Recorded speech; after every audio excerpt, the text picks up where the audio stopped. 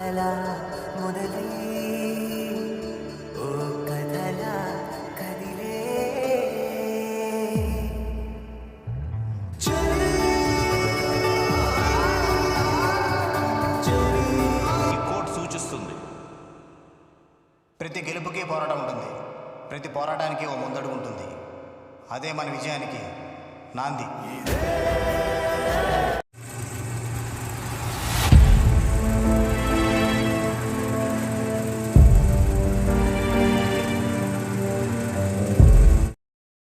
రీసెంట్‌గా 'నాంది' అనే మూవీ చూసాం. మూవీ స్టోరీ అయితే చాలా బావుంది. ఎందుకంటే నువ్వు, నేను ఇంకా మధ్య తరగతోడు ఎవడైనా సరే, ఎలాంటి కేసో ఎవడికి ఏమీ తెలియకుండా సడెన్‌గా అలాంటి కేసులు మనం మర్డర్ కేసులు ఇరికిచ్చేస్తే పోలీసులు, ఆ కేసు నుంచి ఆ కుర్రోడు ఎలా తప్పించుకున్నాడనే మెయిన్ థీమ్. సో, హ్యాపీగా బతుకుతున్న లైఫ్‌లో ఇలా అడ్డంకులొస్తే ఎలా తప్పించుకోవాలనేది ఈ మూవీ స్టోరీ.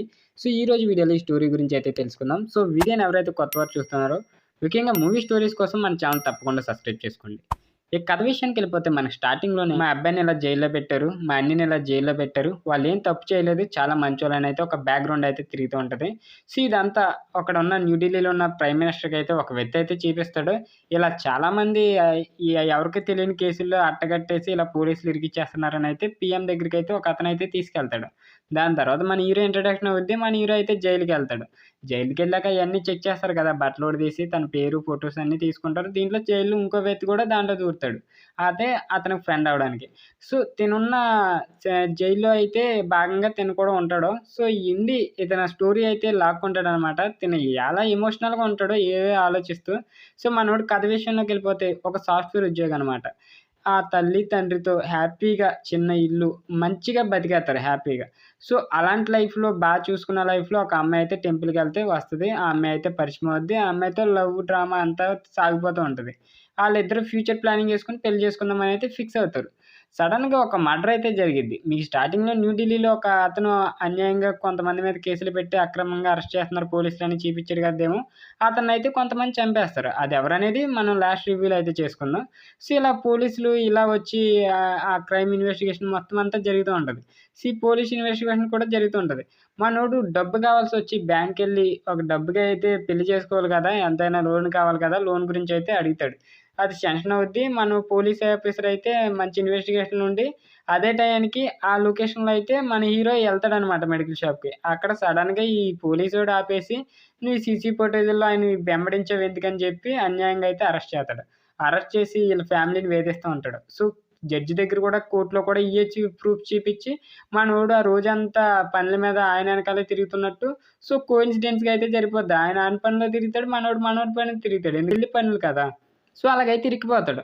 ఈళ్ళ తల్లిదండ్రులు మా కొడుకు అలాంటి తప్పేం చేయలేదు. చాలా నిరపరాధి అని చెప్పి బ్రతిమాలినా, మీడియా ముందు అడిగినా, మీడియా కూడా కుక్కని చూసినట్టు చూద్ది. దీంతో ఈళ్ళ చావే పరిష్కారం అన్నట్టు ఆ కిరసనాలేసేసుకొని ఆళ్ళిద్దరూ చనిపోతారు. చనిపోయాక ఇదంతా ఈడి వల్ల జరిగింది పోలీసుల వల్ల. ఆ శవాలను కాల్చేటప్పటికి అక్కడికొచ్చేసరికి మీ తల్లిదండ్రులు ఎలా చచ్చారో తెలుసా? నేనే చంపేసాను. కిరసనాలేసుకుంటే ఆళ్ళు చావాలనుకోలేదు. నేను అంటించేసాననైతే చెప్తాడు. దీంతో మనోడికి చాలా కోపమొచ్చి ఆడు పేగైతే పట్టుకుంటాడు. ఇంతకీ జైల్లోకి ఆళ్ళ మావయ్య, ఆళ్ళ పెళ్లి చేసుకోబోయే అమ్మాయి ఆళ్ళ నాన్నొచ్చి అన్నీ అడుగుతాడు. పిల్ల నీ గురించే వచ్చేస్తుందని. మనోడు బాధపడుతూ ఉంటాడు. ఇంతలో క్యారెక్టర్ అయితే ఇన్వాల్వ్ అవుద్ది. అదే లేడీ లాయర్ అనమాట. వరలక్ష్మి శరత్ కుమార్ అయితే ఎంట్రన్స్ అవుద్ది. దీని తర్వాత జైల్‌లో ఉంటాడు కదా! కొంతమంది రౌడీలయితే హీరో మీద అటాక్ చేస్తారు. హీరో మీద అటాక్ చేసి కొడతారు. హీరో అయితే పిత్త కొట్టేత్తాడు. దీంతో ఇంకా పోలీసోడు మినిస్టర్ దగ్గరికెళ్ళి మనం చంపిన హత్య కేసుని ఈళ్ళు రివర్స్ చేసేలా ఉన్నారు. మళ్ళీ కేసెట్టారు మన మీద అని చెప్పి, మళ్ళీ కోర్టు కేసులో అయితే వాదిస్తూ ఉంటది. మన హీరో తరపునైతే వరలక్ష్మి శరత్ కుమార్ వాదించి నిరపరాధని చెప్పి, ఆ ప్రూఫ్‌లన్నీ, ఎవిడెన్స్‌లన్నీ చూపిచ్చి మనోడినైతే బయటికి రప్పిస్తది. రప్పించాక మనోడేమన్నా ఖాళీగా ఉంటాడా? సో, ఇంటికాడ ఆళ్ళ అమ్మా, నాన్న చనిపోయారు కదా! పగ తీర్చుకుందామని ఆడి మీదే రిటర్న్ కేస్ అయితే పెడతాడు. రిటర్న్ కేస్ పెట్టాక ఈ పోలీసోడు తిప్పలు చూడాలి మామూలుగా అయితే ఉండవు. ఈళ్ళు చంపినోళ్ళు ఉంటారు కదా! చంపినోళ్ళనైతే అక్కడి నుంచి పారిపోమని ఒప్పించేలాగా డబ్బులిచ్చి ఆళ్ళనైతే పంపించేస్తాడు. దీంతో ఈ పోలీసుడు ఇంకో లాయర్‌ని చూసుకుంటాడు. మినిస్టర్ తరపు మాట్లాడతాడు. ఇంతకి మనోడు ఇంకా హీరో ఇన్వెస్టిగేషన్ చేస్తూ ఉంటాడు. అసలు ఈ మర్డర్‌కి, మినిస్టర్‌కి, పోలీస్‌కి అసలు ఈళ్ళకి సంబంధం ఏంటని ఇన్వెస్టిగేషన్ చేసుకుంటూ ఉంటాడు. దీంట్లో ఒక అయితే హింట్ అయితే దొరికిద్ది.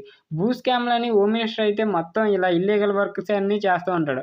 ఇవన్నీ అయితే మనకు స్టార్టింగ్‌లో అన్యాయంగా, అక్రమంగా కేసులు చేపించిన ఆళ్ళున్నారు కదా! ఆయన్ని చంపేస్తారు కదా! ఆయన్ని చంపేసాక ఈ మినిస్టర్‌కి కూడా దీంట్లో భాగం ఉంది. ఆ రోజున డేట్ ఫిక్స్ చేత్తారు. ఇలా పెద్ద తలకాయని ఎవరు లేపేద్దామని పోలీసోడు ఆ హోమ్ మినిస్టర్ అయితే మంచి పకడ్బందీగా అయితే మర్డర్ చేస్తారు. మర్డర్ చేసేది ఎవరో కాదు, ఈ హోమ్ మినిస్టర్ పోలీసోడే. ఈ విషయం లాయర్ వాదిస్తది కదా! లాయర్ ఎవరో కాదు, మన ఫస్ట్ చనిపోయాడు కదా! న్యాయం చేసే పోరాటం అతని కూతురే ఈ ఆవిడనమాట. సో, ఇతను నిరపరాధని తెలిసి ఈ లాయర్ కింద వచ్చి ఇతన్నయితే విడిపిస్తది హీరోని. సో, హీరోని విడిపించాలంటే నువ్వు తప్పు చేసావని ఒప్పేసుకో, వాడిని ఎలాగైనా అక్రమంగా రిటర్న్ కేసు ఎట్టకుండా ఈ పరువు హత్య కింద ఈళ్ళు భావించుకొని ఆ పోలీసోడు జైల్లోకెళ్ళకుండా మనోడిని కుక్కను కొట్టినట్టు కొట్టేసి ఒక దిక్కునైతే ప్యాటలో కట్టేత్తారు. చేసిన వెంటనే మన లాయర్‌నయితే అక్కడికి రమ్మంటారు. వచ్చి చూసేసరికి రక్తం మడుగులో ఉంటాడు.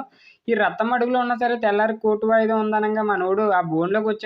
కోర్టు లాయర్ అది చూసి జడ్జి ఇది ఇప్పుడు కాదు ఇంకో వారంలో నేను ఎక్స్టెండ్ చేస్తున్నానని చెప్పి ఒక 15 రోజుల తర్వాత మనోడు కోర్టుకొచ్చి ఆ ప్రూఫ్స్ అన్నీ, ఎవిడెన్స్ అన్నీ పకడ్బందీగా చూపిస్తాడు.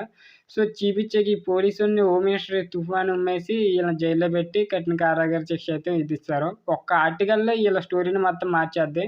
సో, ఇంతకీ ఆళ్ళ డాడీ చనిపోయిన మనోడి తరపునొచ్చి వాదిచ్చి న్యాయాన్ని అయితే గెలిపిస్తది. టైటిల్ లాస్ట్‌న నాంది అని పడద్ది. క్యారెక్టర్ అయితే చాలా బావుంటది. సో, ఒక్కొక్కటి వేరే లెవెల్‌లో అయితే యాక్టింగ్ చేశారు.